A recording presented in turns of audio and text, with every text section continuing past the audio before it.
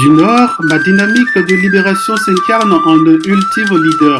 Alors, il libérera avec perfection et en toute autorité le peuple de l'Alliance. Il les ramènera au soleil levant. Il est désigné convenablement en l'honneur de mon nom.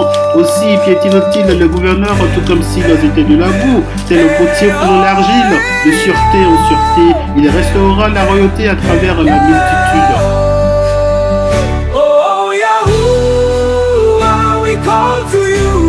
Shalom, Sakwat, Shabbat, Yamim. Bonne fête de la semaine des tentes, bonne fête de la semaine des cabanes, bonne fête de la semaine de Sukkot. L'Éternel a béni Abraham et sa postérité choisie. Je dis bien la postérité choisie, que Yatsakak, Isaac. Et donc cette postérité-là est choisie justement pour continuer donc l'aventure avec l'Éternel. Ce soir, nous démarrons donc cette fête, ok, donc la fête des cabanes pour 7 jours. Et donc, qu'est-ce qui est recommandé? Donc, l'Éternel nous recommande de dormir sous des tentes élues, mais il avait promis, il avait juré de nous faire dormir encore sous des tentes. Il faut s'humilier, ok. Voici ma natte déjà prête pour dormir pendant 7 jours.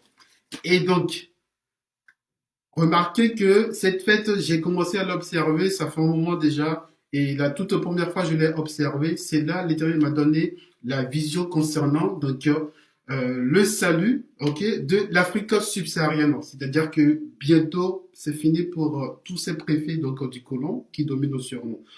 Bref, donc voici l'histoire donc de la fête des cabanes, de la fête de Sakwat, de la fête des tentes, et je vous laisse suivre. Yubalin, Jubilé 16.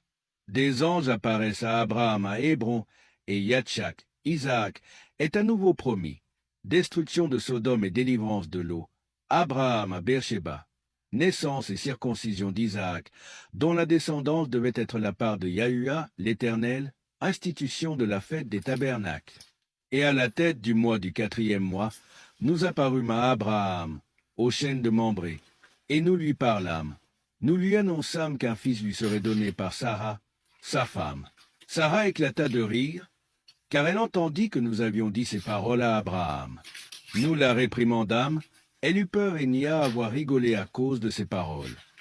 Et nous lui fîmes connaître le nom de son fils, tel qu'il avait été désigné et écrit dans les tablettes célestes, Yatsachak Isaac.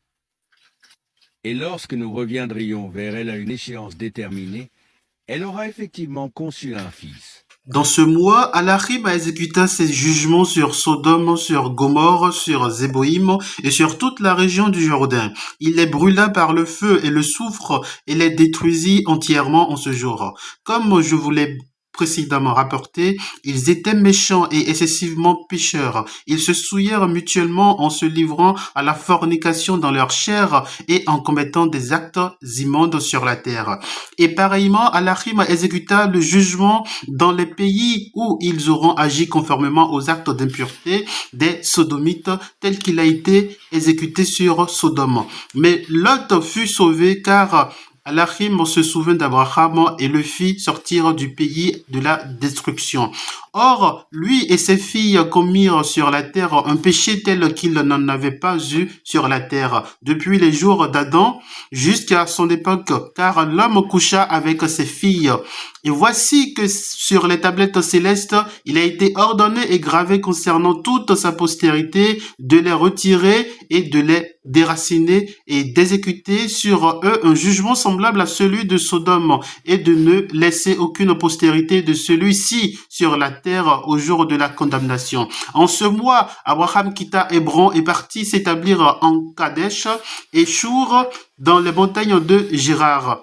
Et dans le milieu du 5e mois, il partit de là et il habita au puits du serment. Et au milieu du 6e mois, Sa Majesté visita Sarah et il fit pour elle comme il avait dit et elle devint enceinte. Elle donna naissance à un fils dans le 3e mois. Yassakak, Isaac naquit au milieu du mois au moment où Sa Majesté avait parlé à Abraham à la fête des prémices des récoltes.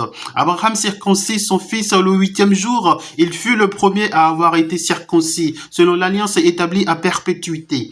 Et dans la 6e année de la 4e semaine, nous allâmes vers Abraham au puits du serment et nous lui apparûmes tel que nous l'avions dit à Sarah, que nous retournerions vers elle quand elle aura conçu un fils. Nous revînmes au 7e mois et nous trouvâmes devant nous Sarah et l'enfant et nous le bénîmes et nous lui annonçâmes à Abraham qu'il avait été décrété qu'il ne devrait pas mourir avant d'avoir engendré 6 autres fils et qu'il les verrait avant de mourir, mais que son nom et sa postérité seraient invoqués par Yassakak, Isaac, et que toute la postérité de tous ses autres fils serait païenne et serait comptée parmi les païens. Mais des fils de Yassakak, Isaac, un seul deviendrait une race sainte et ne serait pas compté parmi les païens, car il devait devenir la demeure du Très-Haut et toute sa postérité avait été mise à la disposition de Allahim, afin qu'il soit pour Sa Majesté un peuple qui lui appartienne parmi toutes les nations, et qu'il devienne un royaume des prêtres et une nation sainte.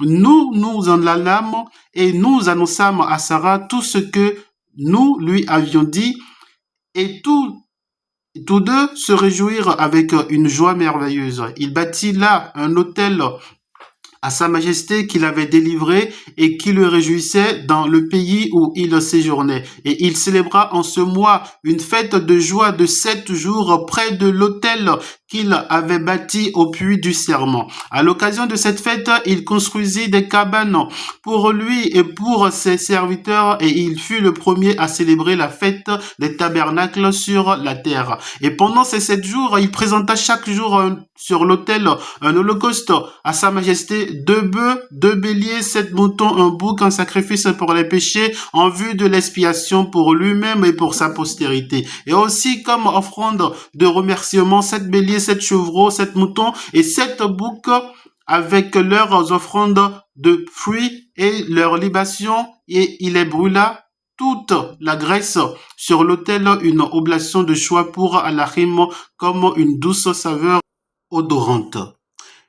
Matin et soir, il brûla des aromates de l'encens et du galbanum, du stacte, du nard, de la myrte, de l'épice et du costume. Il offrit tous ces 7 produits, broyés, mélangés à parts égales et purs. Il célébra cette fête pendant 7 jours, se réjouissant de tout son cœur et de toute son âme, lui et tous ceux qui étaient dans sa maison. Et il n'y avait avec lui aucun étranger ni aucun incirconcis. Et il bénit son Créateur qui l'avait créé parmi sa postérité, car il avait créé selon son bon plaisir. En effet, il sut et perçut que de lui naîtrait le sarment de justice pour les générations éternelles, et de lui une postérité sainte, afin qu'elle soit semblable à celui qui a fait toutes choses. Il bénit et se réjouit, et il appela le nom de cette festivité la fête de Sa Majesté, donc Yahuwah, une joie agréable au Très-Haut. Et nous l'avons béni à jamais, ainsi que toute sa postérité après lui, dans toutes les générations de la terre, parce qu'il célébra cette fête en son temps, selon le témoignage des tablettes célestes. Pour cette raison, il est ordonné sur les tablettes célestes concernant Yacharal qu'ils doivent célébrer la fête des tabernacles avec joie agréable devant Sa Majesté chaque année dans le 7e mois pendant 7 jours comme une loi perpétuelle de génération en génération. Et pour cela, il n'y a pas de limite de jours, car cela est ordonné à perpétuité concernant Yacharal, qu'ils doivent la célébrer en ayant leur logement dans des cabanes, en mettant des couronnes sur leur tête et en prenant des rameaux feuilles et des branches de ruisseaux. Abraham prit des branches de palmier et des fruits provenant des plus beaux arbres, et chaque jour il fit 7 fois le tour de l'autel le matin avec les branches, et en louant et remerciant avec joie son Tout-Puissant pour toutes choses. Et louange à l'Éternel Tout-Puissant, lui qui continue de témoigner son fidèle amour à son peuple. Bien-aimés, nous voici bientôt au terme de nos 400 ans de servitude. Et nous sommes sur le point de quitter nos différents lieux de dispersion pour rentrer à la maison sur la terre sainte chargée de grandes richesses. À cet effet et dans le but de réunir le peuple, je vous propose quelques lives pour la semaine. Jour 1, nous allons évoquer les fautes passées et leurs implications profondes que nous devrons comprendre. Jour 2, nous abordons l'importance de la repentance en vue de notre restauration. Jour 3, un nouveau chapitre plein d'espoir est sur le point de commencer. Nous parlerons du plan du salut. Jour 4, nous explorons les défis auxquels les élus sont confrontés. Malgré les obstacles, leur ascension est inévitable.